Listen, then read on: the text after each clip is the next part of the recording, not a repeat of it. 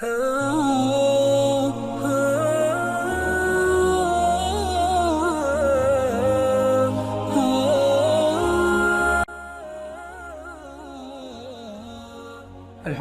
رب العالمین والصلاة والسلام علی خاتم الانبیاء والمرسلین محمد وآلہ واصحابہ وازواجہ وذریاتہ وآل بیتہ وعترتہ اجمعین، اما بعد فاعوذ باللہ من الشیطان الرجیم، بسم اللہ الرحمن الرحیم۔ رضی اللہ عنہم ورضوا عنہ، صدق اللہ مولانا العظیم وبلغنا رسولہ النبی الامین الکریم الرؤوف الرحیم۔ اللہم صلی علی سیدنا محمد وآلہ وعترتہ بعدد کل معلوم لکا، اللہم رب اشرح لی صدری ویسر لی امری واحلل عقدۃ من لسانی یفقہوا قولی۔ جیسا کہ ہم نے آپ کی خدمت میں عرض کیا تھا اپنی آخری ویڈیو کلپ میں کہ ہم ان 10 افراد کی سیریز لے کر آپ کی خدمت میں پیش ہوں گے کہ جو جنتی ہیں۔ آج اس سلسلے کی یہ پہلی کڑی ہے جو حضرت سیدنا ابو بکر صدیق رضی اللہ تعالی عنہ کے بارے میں ہے۔ حضرت سیدنا ابو بکر صدیق رضی اللہ تعالی عنہ کی شان اور فضیلت سے ہر ایک شخص واقف ہے۔ حضرت سیدنا ابو بکر صدیق رضی اللہ تعالی عنہ یار غار مصطفیٰ ہیں۔ نبی کریم صلی اللہ علیہ وسلم کے نکاح میں آپ کی بیٹی حضرت سیدہ عائشہ الصدیقہ رضی اللہ تعالی عنہا ہیں، اور رسول اللہ صلی اللہ علیہ وسلم کی حضرت خدیجہ کے بعد سب سے محبوب ترین جو زوجہ محترمہ تھیں، جو ہماری ماں ہیں، وہ حضرت سیدہ عائشہ ہی تھیں۔ اور حضرت عائشہ کس کی بیٹی ہیں؟ حضرت سیدنا ابو بکر صدیق کی۔ حضرت سیدنا ابو بکر صدیق رضی اللہ تعالی عنہ وہ صحابی ہیں کہ جن کو قرآن نے خود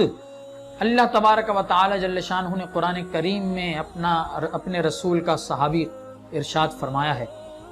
سورہ توبہ کے اندر یہ آیت مبارکہ موجود ہے جو حضرت صدیق اکبر رضی اللہ تعالی عنہ کی شان اور آپ کی فضیلت کو کھول کھول کر بیان کر رہی ہے۔ قرآن کریم میں اللہ تبارک و تعالی جل شانہ آپ کے بارے میں ارشاد فرماتا ہے، ثانی اثنین اذ ہما فی الغار، فرمایا جب غار میں وہ 2 تھے تو 2 میں سے ایک، اذ یقول لصاحبہ، ان 2 میں سے ایک نے اپنے صاحب سے کہا۔ تو یہ صاحب، اذ یقول لصاحبہ، یہ یہاں صاحب سے مراد اتفاق جمہور مفسرین حضرت سیدنا ابو بکر صدیق رضی اللہ تعالی عنہ کی ذات ہے۔ حضرت سیدنا ابو بکر صدیق رضی اللہ تعالی عنہ ثانی اثنین بھی ہیں۔ غار میں سوائے نبی کریم صلی اللہ علیہ وسلم کے شب ہجرت اور حضرت سیدنا ابو بکر صدیق رضی اللہ تعالی عنہ کے اور کوئی تیسرا شخص نہیں تھا، اور نبی کریم صلی اللہ علیہ وسلم کے ساتھ اس طرح تنہائی میں اتنی طویل صحبت سیدنا ابو بکر صدیق رضی اللہ تعالی عنہ کو میسر آئی کہ یوں کہہ لیجئے کہ نبی کریم صلی اللہ علیہ وسلم سے خوب حضرت سیدنا ابو بکر صدیق رضی اللہ تعالی عنہ نے اس موقع پر اکتساب فیض فرمایا، اور خوب نبی کریم صلی اللہ علیہ وسلم کی نورانیت سے اپنے آپ کو منور کیا۔ نبی کریم صلی اللہ علیہ وآلہ وسلم کو اپنی گود میں سلانے کا شرف حضرت سیدنا ابو بکر صدیق رضی اللہ تعالی عنہ نے اسی غار میں حاصل کیا۔ اسی لیے علماء کرام نے اور مفسرین نے فرمایا کہ جو شخص حضرت سیدنا ابو بکر صدیق رضی اللہ تعالی عنہ کی صحابیت کا انکار کرے وہ شخص کافر ہے، کیونکہ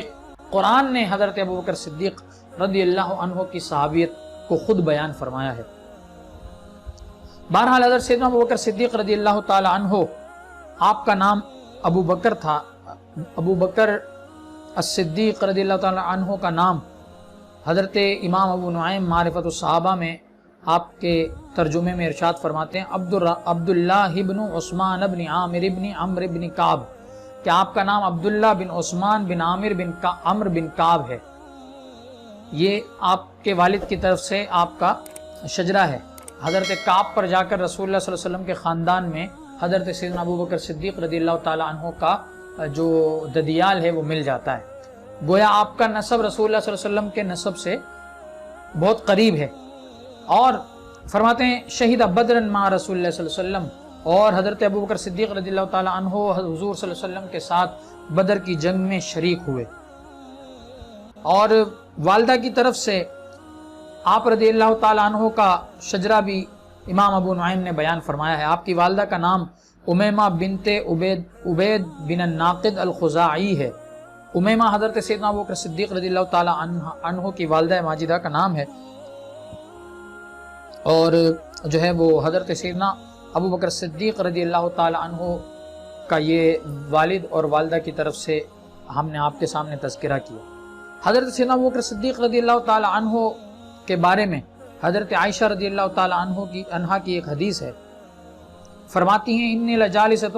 ذات یوم، ایک دن میں بیٹھی ہوئی تھی، ورسول اللہ صلی اللہ علیہ وسلم واصحابہ فی فناء البیت، اور اس دوران رسول اللہ صلی اللہ علیہ وسلم اور آپ کے صحابہ بھی گھر کے صحن میں تشریف فرما تھے، والسریر بینی وبینہم، میرے اور صحابہ کرام کے درمیان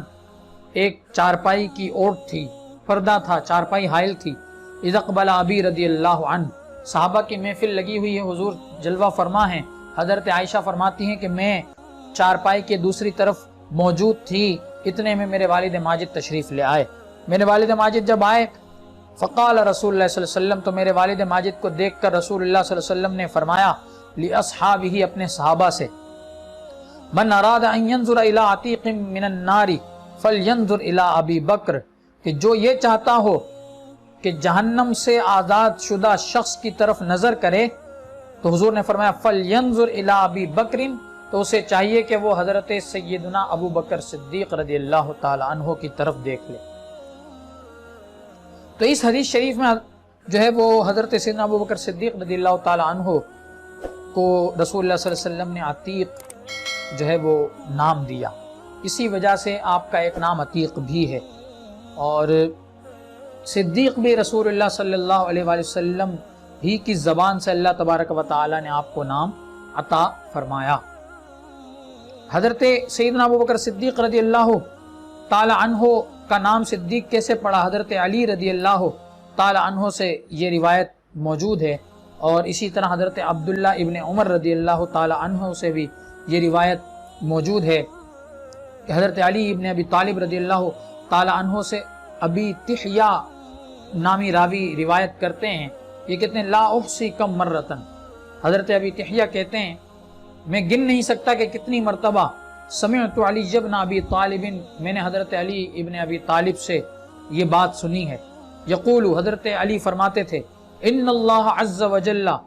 بے شک اللہ تعالیٰ نے هو الذی سمى ابا بکر علی لسان رسول اللہ صلی اللہ علیہ وسلم صدیقا، رسول اللہ صلی اللہ علیہ وسلم نے،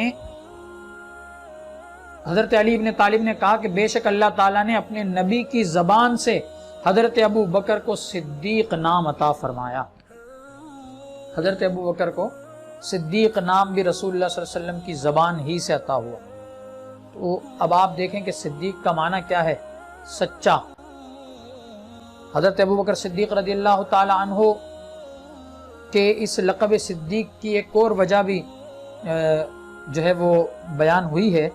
جو کہ واقعہ معراج کے بعد جب رسول اللہ صلی اللہ علیہ وسلم کعبے میں تشریف فرما ہوئے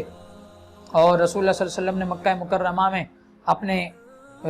شب معراج کے واقعے کا تذکرہ کافروں کے سامنے کیا، تو اس وقت کافروں نے رسول اللہ صلی اللہ علیہ وسلم کی بات کو مذاق بناتے ہوئے، اس کا استہزاء کرتے ہوئے لوگوں میں جو گویا رسول اللہ صلی اللہ علیہ وسلم کی تصدیق کے لیے اس واقعے کو بیان کرنا شروع کیا۔ تو انہی میں سے ایک نے حضرت سیدنا ابو بکر صدیق رضی اللہ تعالیٰ عنہ جو کہ مسلمان ہو چکے تھے، ان سے کہا کہ اے ابو بکر، تمہیں معلوم ہے کہ تمہارے دوست کیا کہتے ہیں؟ تو حضرت ابو بکر صدیق رضی اللہ تعالیٰ عنہ کے علم میں اس وقت تک یہ بات نہیں تھی۔ سیدنا ابو بکر صدیق رضی اللہ تعالیٰ عنہ نے کہا کہ کیا کہا ہے انہوں نے؟ تو اس شخص نے کہا کہ وہ کہتے ہیں کہ میں ایک رات میں مکے سے مسجد اقصی بیت المقدس تک گیا بھی اور واپس بھی آ گیا۔ حضرت سیدنا ابو بکر صدیق نے کہا واقعی میں انہوں نے یہ بات کہی ہے؟ اس نے کہا ہاں۔ تو حضرت سیدنا ابو بکر صدیق رضی اللہ تعالی عنہ فرماتے ہیں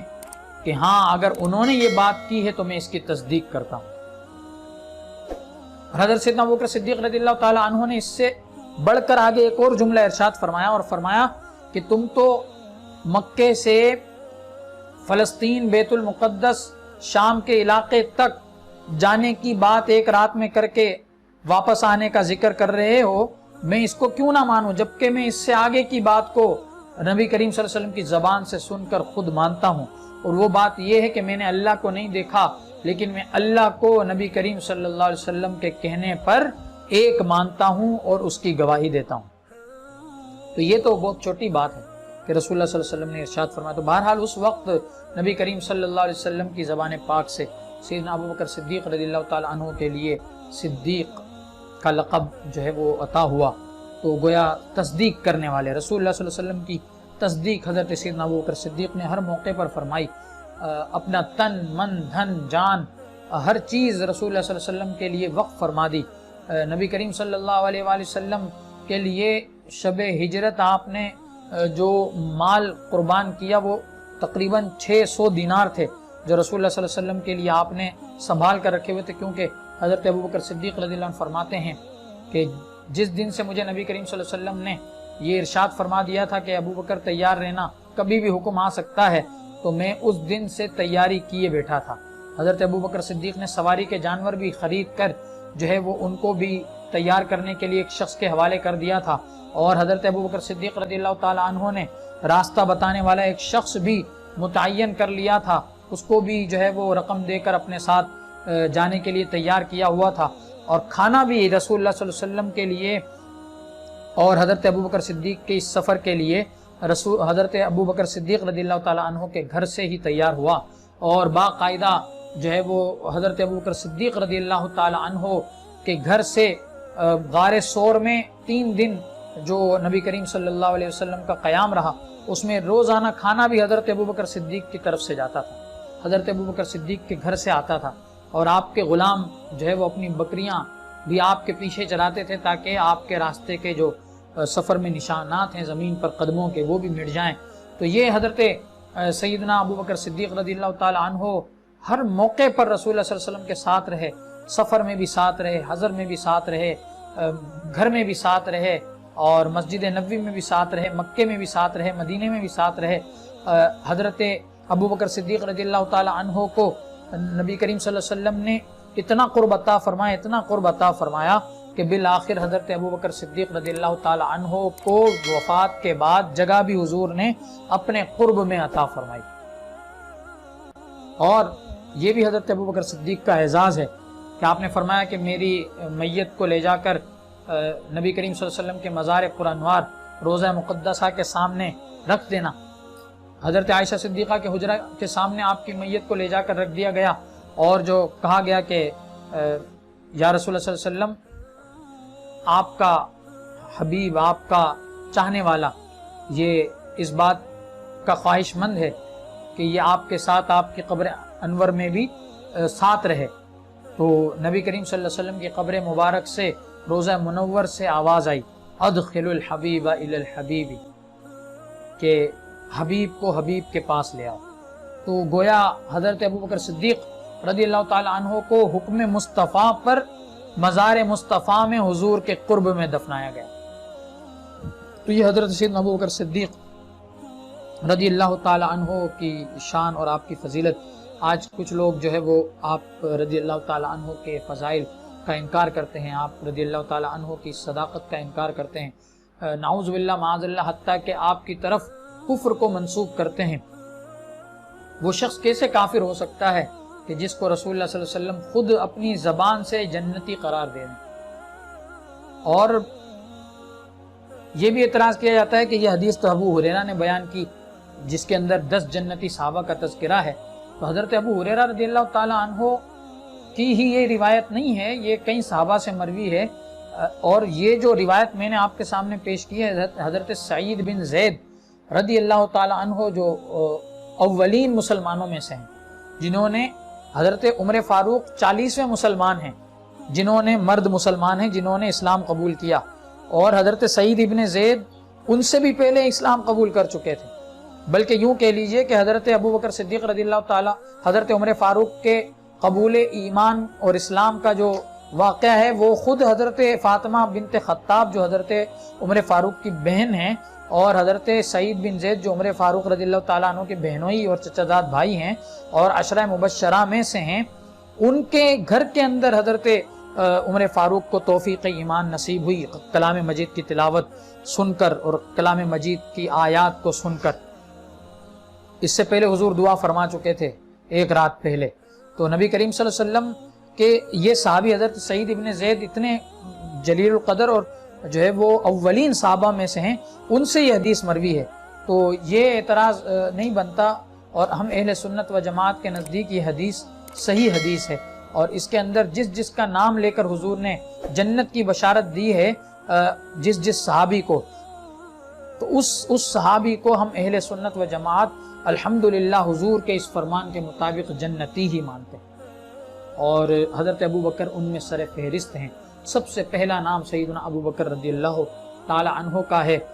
اور آپ خود اندازہ کریں، حضور نے تو فرمایا کہ ما بینا منبری و حجرتی روضۃ من ریاض الجنہ، کہ جو حصہ میرے ممبر اور میرے حجرے کے درمیان ہے، یہ حجرہ عائشہ کی بات ہو رہی ہے اس حدیث میں، فرمایا کہ روضۃ من ریاض الجنہ، یہ حصہ زمین کا جنت کے باغوں میں سے ایک باغ ہے۔ حضرت سیدنا ابو بکر صدیق رضی اللہ تعالیٰ عنہ کو بعد دفن جو زمین کا حصہ ملا ہے، وہ زمین کا حصہ بھی جنت کا ٹکڑا ہے، جس کو زبان مصطفیٰ سے خود حضور نے جنت کا ٹکڑا قرار دیا ہے۔ اور جو حصہ زمین مصطفیٰ کریم صلی اللہ علیہ وآلہ وسلم کے جسم پاک سے جڑا ہوا ہے، وہ مٹی تو عرش معلیٰ سے بھی اعظم ہے، اس کی فضیلت عرش سے بھی زیادہ ہے، کیونکہ اس مٹی کو لمس سے جسم مصطفیٰ حاصل ہے جو کہ عرش کو حاصل نہیں۔ تو اب آپ اندازہ کیجئے کہ وہ ٹکڑا